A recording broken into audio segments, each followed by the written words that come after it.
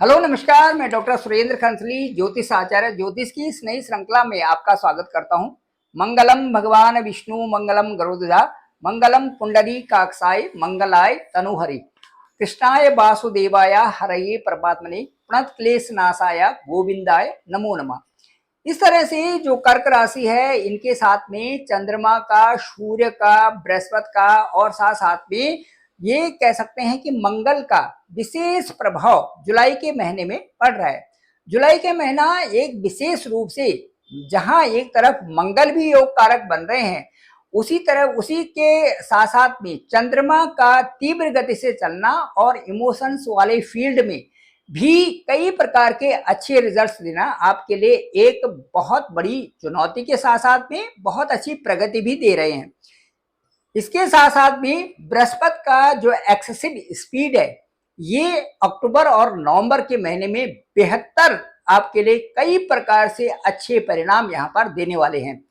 जैसे ही बृहस्पति 18 अक्टूबर को आपकी राशि के ऊपर कर्क लग्न के ऊपर कर्क राशि के ऊपर आएंगे, यहाँ पर आपके लिए कई तरह के अच्छे परिणाम, चाहे वो हायर स्टडी से संबंधित हो, चाहे आपका व्यक्तिगत पर्सनल डेवलपमेंट की तरफ हो, या आपके शादी से संबंधित हो, मैरिज के संबंधित से हो, या आपके भाग्य से संबंधित हो, यहाँ पर बड़ा चमत्कार आपको 18 अक्टूबर से और 5 दिसंबर तक यहाँ पर बड़ा चमत्कार आपके साथ में होगा। अब मेरे इस चैनल को डॉक्टर सुरेंद्र खंसली नामक इस चैनल को आप जरूर सब्सक्राइब करिए। अब मैं आपको ये बताना चाहूंगा कि जो चंद्रमा का जो ट्रांजिट है ये बहुत अद्भुत और बहुत फास्ट, जितने भी हमारे 9 प्लैनेट्स हैं इनमें से सबसे तेज चलने वाला जो ये प्लैनेट है वो धरती से सबसे नजदीक और सबसे तेज चलने वाला प्लैनेट है, वो है मून। मून आपके ही राशि के लॉर्ड भी हैं, इसलिए आप पर मन का जो प्रभाव है सबसे ज्यादा होता है और राशियों की तुलना में। हालांकि मून का प्रभाव सभी पृथ्वीवासियों पर, सभी जड़ चेतन पर, समुद्र पर और यहाँ पूरा जितना भी मृत्युलोक है सब पर प्रभाव पड़ता ही पड़ता है।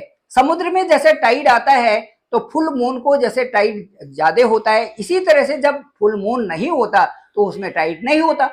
वही प्रभाव हम पर और हमारे मन के ऊपर भी पड़ता है। मैं बताना चाहूंगा कि जो इस महीने में सूर्य का जो गोचर है, मुख्य रूप से यदि हम देखते हैं तो पहले पूर्वा फाल्गुनी नक्षत्र में ये यहाँ पर जाएंगे और ये आपके सेकंड हाउस में मून उस समय होगा। तो यदि हम 1 तारीख की बात करते हैं, 2 तारीख की बात करते हैं तो बड़ी एनर्जिक है, यहाँ पर थोड़ा आलस्य भी है, थोड़ा उन्माद भी है, लेकिन एनर्जी भी आपके साथ में बनी रहेगी 1 और 2 जुलाई को। उसके बाद 3 जुलाई की बात करते हैं तो यहाँ पर आपका मन करेगा कि घूमने फिरने जाएं, एक अच्छे से वातावरण में रहें, ये रहेगा। उसके बाद 4 तारीख को आपके बहुत सारे काम बन रहे हैं और बहुत अच्छे ढंग से आप उनको आगे भी बढ़ा रहे हैं, 4 जुलाई। उसके बाद आते हैं हम 5 जुलाई को, तो 5 जुलाई को 5th 6th 7th 8th यहाँ पर और 9th को थोड़ा अपने स्वास्थ्य का आप ध्यान रखें। सब केवल इसमें स्वास्थ्य वही है कि आपका डाइट अच्छा हो और टाइम से आप उसे लें, तो ये आपके लिए ज्यादा अच्छा रहेगा। 10 तारीख को और 11 तारीख को आपको 10th और 11th जो जुलाई है ये बहुत अच्छे हैं। 12th को अष्टम में जब भी चंद्रमा का हम गोचर देखते हैं वहां पर थोड़ा सा हम ये करते हैं कार्यों से संबंधित, अपनी हेल्थ से संबंधित इन चीजों की सावधानी रखनी चाहिए।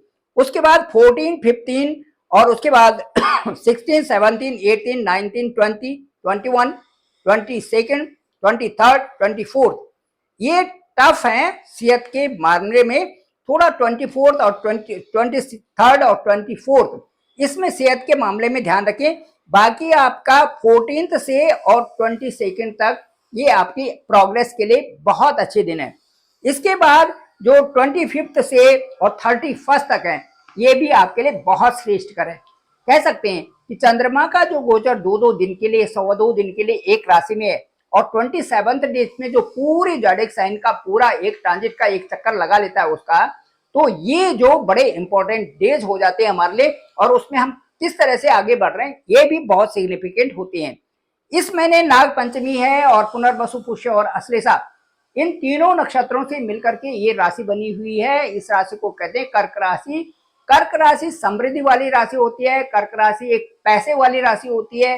कर्क राशि को प्रॉस्पेरिटी की राशि कहा गया है, क्योंकि इसका जो स्थान है काल पुरुष की कुंडली में वो फोर्थ हाउस को समझा जाता है। फोर्थ हाउस का मतलब है कि आपके ऊपर एक विशेष कृपा, विशेष आशीर्वाद होना। कर्क राशि वालों के ऊपर भी विशेष कृपा और विशेष आशीर्वाद होता ही होता है, क्योंकि पुनर्वसु नक्षत्र के चौथा चरण यानी कि बृहस्पति का, उसके बाद जो पुष्य नक्षत्र है, पुष्य नक्षत्र यानी कि शनि का नक्षत्र है, और तीसरा जो है वो अश्लेषा यानी कि बुध का नक्षत्र है। ये बहुत ही महत्वपूर्ण तीनों नक्षत्र हैं। एक जहां हमारी बुद्धि को बढ़ाते हैं, दूसरे हमको समृद्धि देते हैं।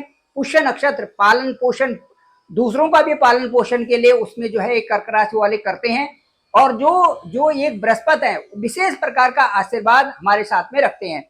इस तरह से कर्क लग्न और कर्क राशि के लिए ये विशेष महत्वपूर्ण हो जाता है।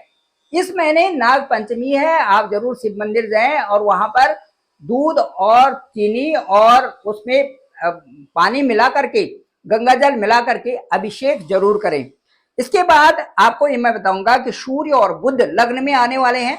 सूर्य हालांकि चंद्रमा के बहुत अच्छे मित्रों में से हैं, लेकिन वहां पर बुध भी रहेंगे और बुध व्यय स्थान के मालिक हैं, 12th जो हाउस है उसके मालिक हैं।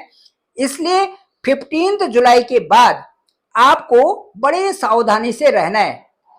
और उसके बाद 15 जुलाई को क्या होगा कि आप जो सूर्य हैं वो 12th हाउस से आपके लग्न में आ जाएंगी। तो यहां पर आपको मेहनत ज्यादा करना है, डाइट का भी ध्यान रखना है, और विशेष प्रकार के मन के प्रभावों के साथ में आपने सबके साथ में सॉफ्ट अच्छी बात करना है। ये अश्लेषा का यहाँ पर प्रभाव रहेगा, अश्लेषा नक्षत्र का।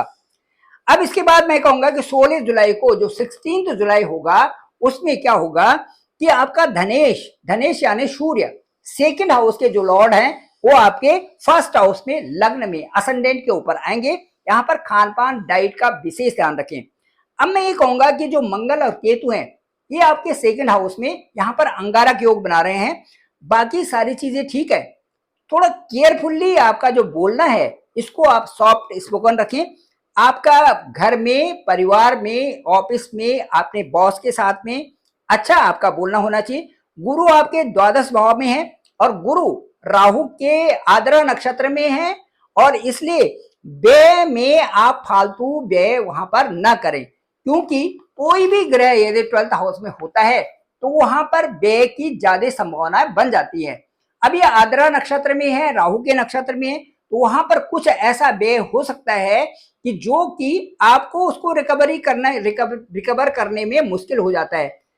यहां पर एक चीज और मैं कहता हूं, क्योंकि बृहस्पति भी है वहां पर, आद्रा नक्षत्र में भी है, 12th हाउस में भी है, और आपकी राशि से 12th हाउस में भी है, तो यहाँ पर जो ज्ञान का खजाना है वो बृहस्पति के पास है। इसलिए फालतू किसी को ज्ञान नहीं देना, फालतू किसी को उपदेश नहीं देना, और किसी को भी अनावश्यक रूप से बहुत अच्छी गाइडेंस भी नहीं करनी है अभी इस प्रभाव में, जब तक आद्रा नक्षत्र में वहां पर बृहस्पति है। और जब भी किसी को ज्ञान दो तो उसका मायना होना चाहिए कि भाई ये चीजें हैं, ठीक है। इसके साथ साथ में मैं ये कहना चाहूंगा कि आद्रा नक्षत्र में थोड़ा सा शारीरिक, जैसे हम कहते हैं कि भाई बैक पेन हो रहा है, थोड़ा पाँव में दर्द हो रहा है, बैक पेन हो रहा है, इस तरह से चीजें हो सकती है। तो इसके लिए आप बीच बीच में उठें जहां पर कार्यस्थल में, और उसके साथ साथ में थोड़ी हल्की फुल्की एक्सरसाइज करिए, फिर बैठिए, फिर काम पर लग जाइए। हल्की फुल्की जो आप हाथों से और उससे थोड़ा सा कर सकते हैं, थोड़ा घूम लें, और उसके बाद फिर आप बैठ करके काम कर सकते हैं। इसके साथ साथ में मैं मंगल और केतु की बात कर रहे हैं, ये आपके लिए भाग्य के लिए अच्छा है, भाग्य के लिए अच्छा योग बना रहे हैं, इसमें कोई संदेह नहीं है।